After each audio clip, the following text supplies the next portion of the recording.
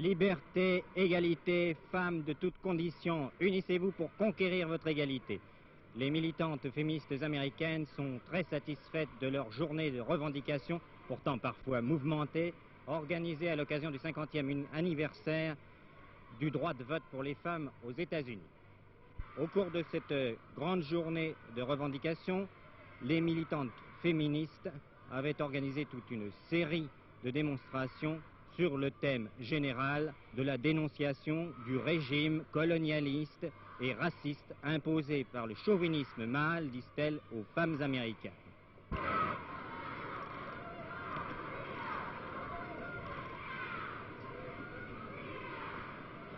Autour de ce thème général, trois objectifs plus précis: égalité de salaire et d'emploi. Les 30 millions de femmes américaines prétendent qu'à emploi égal, elles touchent des salaires de 40% inférieurs à ceux des hommes. Multiplication du nombre de crèches et de garderies d'enfants pour les femmes qui travaillent. Elles sont en nombre très réduit aux États-Unis. Enfin, avortement libre et gratuit. L'avortement n'a été légalisé que dans le seul État de New York, mais les féministes trouvent qu'il est encore trop coûteux.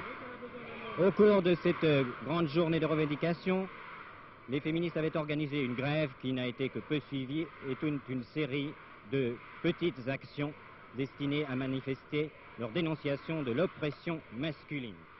C'est ainsi que les femmes devaient s'abstenir de tous les travaux domestiques et ménagers serviles, y compris abstention du devoir conjugal, qu'elles devaient boycotter toutes les entreprises qui pratiquent une publicité réputée dégradante pour les femmes objets sexuels, et qu'enfin elles devaient déposer dans certaines boîtes à ordures tous les objets symboles de leur esclavage: soutien-gorge, bigoudis, parfums et ustensiles de cuisine.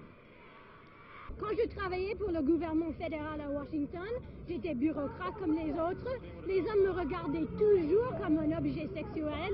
Ils remarquaient toujours sur la longueur des ourlets et sur les vêtements que je portais. Ils ne regardaient jamais tout ce que j'avais fait, tout ce que je voulais dans ma vie.